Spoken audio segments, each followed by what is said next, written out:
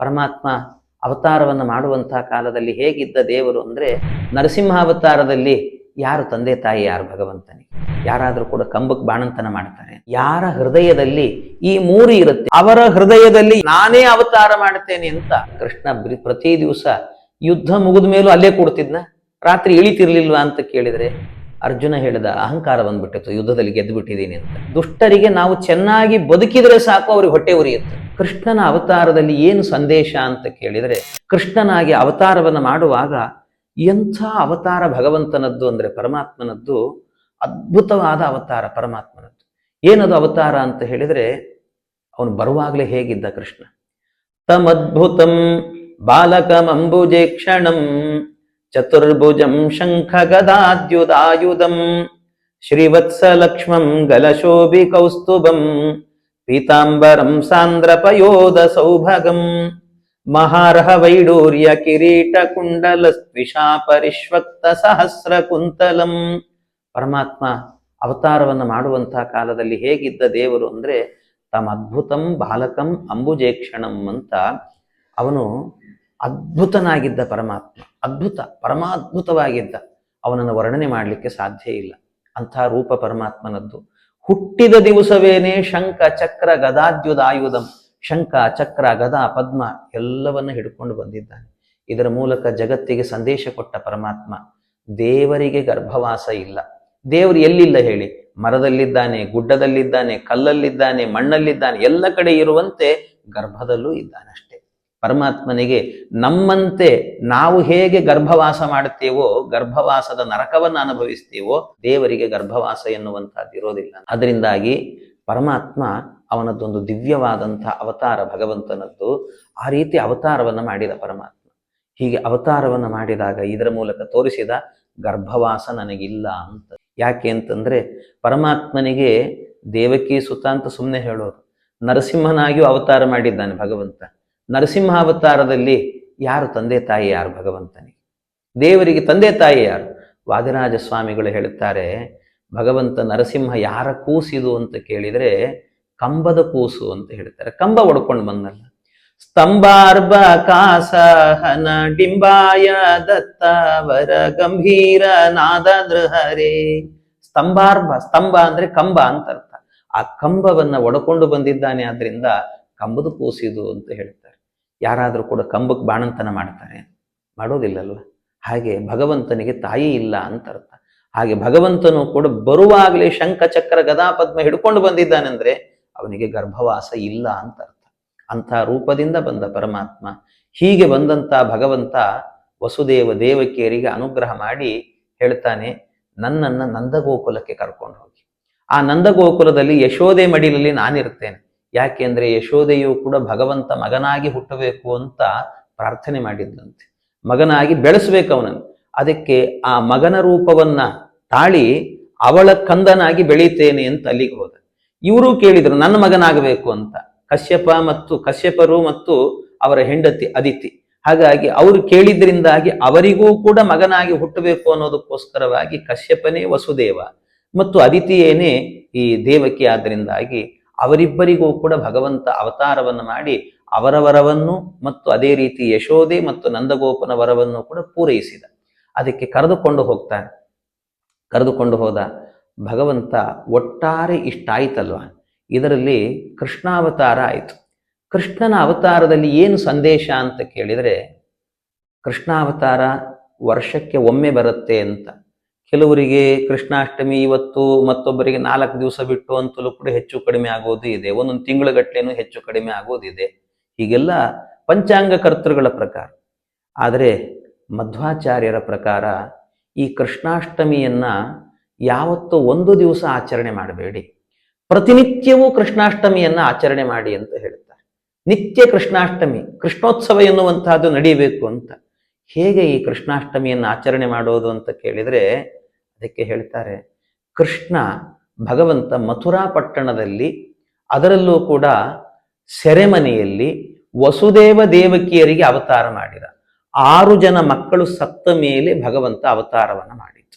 ಏನಿದರ ಅರ್ಥ? ಮಥುರಾ ಪಟ್ಟಣ ಅಂದರೆ ಬೇರೆ ಯಾವುದೂ ಅಲ್ಲ, ಮಧುರವಾದ ಪಟ್ಟಣ, ನಮ್ಮ ದೇಹ ಅಂತ ಅರ್ಥ. ಈ ಮಧುರವಾದ ದೇಹದಲ್ಲಿ ಸೆರೆಮನೆ ಯಾವುದು ಅಂದರೆ ನಮ್ಮ ಹೃದಯವೇ ಸೆರೆಮನೆ. ಈ ಹೃದಯವೆಂಬಂಥ ಸೆರೆಮನೆಯಲ್ಲಿ ಇಬ್ಬರಿರಬೇಕು, ವಸುದೇವ ದೇವಕಿ ಅಂತ. ವಸುದೇವ ಅಂತ ಹೇಳಿದರೆ ಅವನು ವೈರಾಗ್ಯದ ಸಂಕೇತ, ದೇವಕಿ ಅಂದರೆ ಭಕ್ತಿಯ ಸಂಕೇತ. ಯಾರ ಹೃದಯದಲ್ಲಿ ವೈರಾಗ್ಯ ಭಕ್ತಿ ಎರಡು ಸೇರಿಕೊಳ್ಳುತ್ತೆ 6 ಮಕ್ಕಳು ಸಾಯ್ತಾರಂತೆ. ಅಂದರೆ ಕಾಮ, ಕ್ರೋಧ, ಮೋಹ, ಮದ, ಮಾತ್ಸರ್ಯ, ಲೋಭ, ಈ 6 ಅರಿಷಡ್ವರ್ಗಗಳು ಕೂಡ ಸಾಯ್ತಾರಂತೆ. ಇವುಗಳು ಸತ್ತಾಗ 7ನೇ ಗರ್ಭವಾಗಿ ತತ್ವಜ್ಞಾನಕ್ಕೆ ಅಭಿಮಾನಿಗಳಾದಂತಹ ಶೇಷದೇವರು ಬಂದು ಹೋಗ್ತಾರೆ. ಅಂದರೆ ಅಲ್ಲಿಗೇನಾಯಿತು, ತತ್ವಜ್ಞಾನದ ಅಭಿಮಾನಿ ಆದ್ರಿಂದ ಜ್ಞಾನ ಬಂತು ಅಂತಾಯ್ತು. ಹಾಗಾದರೆ ಹೃದಯದಲ್ಲಿ 3 ಸೇರಿಕೊಳ್ತು. ಯಾವುದು? ಜ್ಞಾನ, ಭಕ್ತಿ, ವೈರಾಗ್ಯ. ಯಾರ ಹೃದಯದಲ್ಲಿ ಈ 3 ಇರುತ್ತೆ, ಜ್ಞಾನ, ಭಕ್ತಿ, ವೈರಾಗ್ಯಗಳಿರುತ್ತೆ, ಅವರ ಹೃದಯದಲ್ಲಿ 8ನೇ ಗರ್ಭವಾಗಿ ನಾನೇ ಅವತಾರ ಮಾಡ್ತೇನೆ ಅಂತ ಕೃಷ್ಣಾವತಾರ ಎನ್ನುವಂಥದ್ದು ನಡೆಯುತ್ತಂತೆ. ಆದ್ದರಿಂದ ಭಗವಂತನ ಕೃಷ್ಣಾವತಾರ ಅಂತ ಹೇಳಿದರೆ ಅದು ಯಾವತ್ತೋ ಒಂದು ದಿವಸ ಆಯಿತು ಅಂತ ಯೋಚನೆ ಮಾಡಬೇಡಿ. ಪ್ರತಿನಿತ್ಯವೂ ನಿಮ್ಮ ಹೃದಯದಲ್ಲಿ ಜ್ಞಾನ, ಭಕ್ತಿ, ವೈರಾಗ್ಯಗಳು ಹುಟ್ಟಲಿ, ಅದರ ಜೊತೆಗೆ ಅರಿಷಡ್ವರ್ಗಗಳು ಸಾಯಲಿ, ಕೃಷ್ಣನ ಅವತಾರ ಆಗಲಿ. ಈ ಹೃದಯದಲ್ಲಿ ಕೃಷ್ಣನನ್ನ ತುಂಬಿಟ್ಟುಕೊಂಡು ಓಡಾಡ್ತಿರ್ಬೇಕು ಯಾವಾಗಲೂ ಕೂಡ. ಎಲ್ಲಿ ತನಕ ಈ ದೇಹವೆಂಬಂಥ ರಥದಲ್ಲಿ, ಇದೊಂದು ರಥ, ಇದು ದೇಹ ಅನ್ನೋದೇ ಒಂದು ರಥ. ನಾವು ಓಡಾಡಿದರೆ ಸಾಕು ಕೃಷ್ಣ ಹೃದಯದಲ್ಲಿದ್ದಾನೆ, ಅವನಿಗೊಂದು ರಥೋತ್ಸವ ಮಾಡ್ತಾ ಇದ್ದೇವೆ ಅಂತ ನಮ್ಮ ಪರಿಕಲ್ಪನೆ ಇರಬೇಕಂತೆ. ಹೆಜ್ಜೆ ಇಟ್ಟರೆ ಸಾಕು ಅದೆಲ್ಲವೂ ಕೂಡ ಕೃಷ್ಣ ನಿನಗೆ ರಥೋತ್ಸವ ಮಾಡ್ಲಿಕ್ಕೆ ಹೋಗ್ತಾ ಇದ್ದೇನೆ ಅಂತ. ನೀವು ಬೆಳಿಗ್ಗೆ ಎದ್ದು ಒಂದು ವಾಕಿಂಗ್ ಮಾಡಿ ನಿಮ್ಮ ಆರೋಗ್ಯಕ್ಕೋಸ್ಕರ, ಬರೀ ವಾಕಿಂಗ್ ಮಾಡಬೇಡಿ. ನಿಮ್ಮ ಪರಿಕಲ್ಪನೆ ಇರಲಿ, ಕೃಷ್ಣ ನನ್ನ ಹೃದಯದಲ್ಲಿ ನೀನಿದ್ದೀಯ. ಅರಿಷಡ್ವರ್ಗಗಳನ್ನು ಕೂಡ ಕೊಂದಿದ್ದೇನೆ, ಜ್ಞಾನ, ಭಕ್ತಿ, ವೈರಾಗ್ಯಗಳನ್ನು ಇಟ್ಟುಕೊಂಡಿದ್ದೇನೆ. ಬರೀ ನಾನು ವಾಕ್ ಮಾಡ್ತಾ ಇಲ್ಲ, ಮತ್ತೇನ್ ಮಾಡ್ತಾ ಇದ್ದೇನೆ? ಕೃಷ್ಣ ನಿನಗೆ ರಥೋತ್ಸವ ಮಾಡ್ತಾ ಇದ್ದೇನೆ ಅಂತ ಅನುಸಂಧಾನ ಮಾಡಿ ಹೀಗೆ ಮಾಡಿಕೊಂಡು ಓಡಾಡಬೇಕಂತೆ. ಈ ರೀತಿಯಲ್ಲಿ ಇದು ಎಲ್ಲಿ ತನಕ ಕೃಷ್ಣ ನಮ್ಮ ಹೃದಯದಲ್ಲಿರ್ತಾನೆ, ರಥದಲ್ಲಿರ್ತಾನೆ, ಅಲ್ಲಿ ತನಕಲೂ ನಮಗೆ ಸಮಸ್ಯೆ ಇಲ್ಲ. ಅವನನ್ನು ಕೆಳಗಿಳಿಸಿದ್ವಿ ಅಂದರೆ ಪಿತ್ತು ಅಂತ ಅರ್ಥ. ಯಾಕೆಂದ್ರೆ ಈ ಅರ್ಜುನ ಏನ್ ಮಾಡ್ತಾನೆ, ಕೃಷ್ಣ ಸಾರಥಿ ಆಗಿದ್ದ ರಥಕ್ಕೆ. ಎಲ್ಲ ಮುಗೀತು, ಯುದ್ಧ ಎಲ್ಲ ಮುಗೀತು. ಯುದ್ಧ ಎಲ್ಲ ಮುಗಿದಾದ ನಂತರ ರಥವನ್ನ ತಂದು ನಿಲ್ಲಿಸಿದ ಕೃಷ್ಣ ಹೇಳಿದ್ನಂತೆ, ಅರ್ಜುನ ನೀನ್ ಕೆಳಗಿಳಿ ಅಂತಂದಂತೆ, ರಥದಿಂದ ಕೆಳಗಿಳಿ ಎಂದ.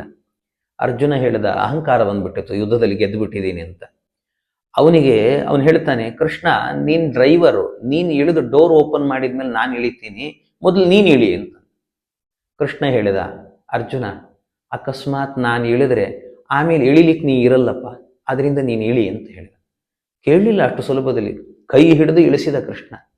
ಆ ಅರ್ಜುನನನ್ನ ಇಳಿಸಿ ಆದ ನಂತರ ಆಮೇಲೆ ಕೃಷ್ಣ ಕೆಳಗಿಳಿದಾದ ನಂತರ ಇಡೀ ರಥವೇನೆ ಬೆಂಕಿ ಹತ್ತಿ ದಗ ದಗ ದಗ ದಗ ಉರಿದು ಸುಟ್ಟು ಭಸ್ಮ ಆಯಿತು. ಎದರಲ್ಲಿ ನೋಡಿದಂತ ಅರ್ಜುನ ನಿಬ್ಬೆರಗಾಗಿ ಕೃಷ್ಣನ ಕಡೆಗೆ ನೋಡಿ ಹೇಳ್ತಾನೆ, ಕೃಷ್ಣ ಏನಪ್ಪ ಇದು ಅಂದ.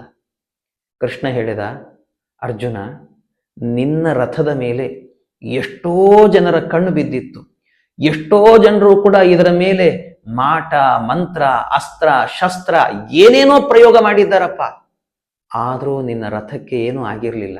ಯಾಕೆಂದ್ರೆ ನಾನು ಆ ರಥದಲ್ಲಿ ಕೂತಿದ್ದೆ, ಆದ್ರಿಂದ ಆ ರಥದಲ್ಲಿ ನಾನಿದ್ದೆ, ಆದ್ರಿಂದ ಏನೂ ಆಗಿರಲಿಲ್ಲ ನಿನಗೆ. ಕೆಲವರು ಅವಾಂತರ ಪ್ರಶ್ನೆ ಮಾಡ್ತಾರೆ, ಅಲ್ಲ ಕೃಷ್ಣ ಪ್ರತಿ ದಿವಸ ಯುದ್ಧ ಮುಗಿದ ಮೇಲೂ ಅಲ್ಲೇ ಕೂಡ್ತಿದ್ನ, ರಾತ್ರಿ ಇಳಿತಿರ್ಲಿಲ್ವಾ ಅಂತ ಕೇಳಿದ್ರೆ, ಅವನು ಇಳಿತಿದ್ದ. ಅವನು ಇಳಿದ್ರೂ ಕೂಡ ಆ ರಥದಲ್ಲಿ ಹನುಮಂತ ಇರ್ತಿದ್ದಂತೆ. ಆ ರಥದ ಮೇಲೆ ಒಂದು ಧ್ವಜ ಇತ್ತು, ಧ್ವಜದ ಚಿಹ್ನೆ. ಆ ಧ್ವಜದಲ್ಲಿ ಹನುಮಂತ ಇದ್ದ. ಆ ಹನುಮಂತ ಇದ್ದದ್ದರಿಂದಾಗಿ ಆ ರಥ ಸುಡ್ತಾ ಇರಲಿಲ್ಲಂತೆ.